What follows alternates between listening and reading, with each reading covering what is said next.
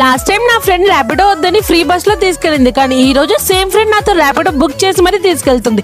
ఎందుకో గెస్ చేయగలరా? జర్నీ చిన్నదైనా మేము డైరెక్ట్ గా వెళ్ళింది మాత్రం బేగం బజార్ షాపింగ్ కి. ఫీలింగ్ మాత్రం చాలా స్పెషల్. కొన్ని రోజులు ఇలా ఉంటాయి, రీజన్ తెలియకుండా కూడా హ్యాపీగా. మేము బేగం బజార్ లో షాపింగ్ కు వచ్చాం, కానీ ఇది రెగ్యులర్ షాపింగ్ కాదు. ఆమె చూస్ చేస్తున్న ప్రతి థింగ్ కొంచెం ఎమోషనల్ గా అనిపించింది. ఆమె బయట కామ్ గానే ఉంది, కానీ నాకు తెలుసు లోపల ఎంత ఎగ్జైట్మెంట్ అండ్ టెన్షన్ పడుతుందో.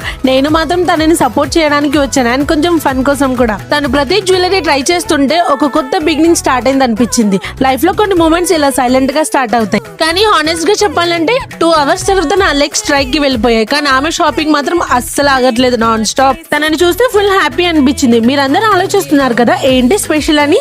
చెప్పాలనిపిస్తుంది, కానీ ఇప్పుడు కాదు.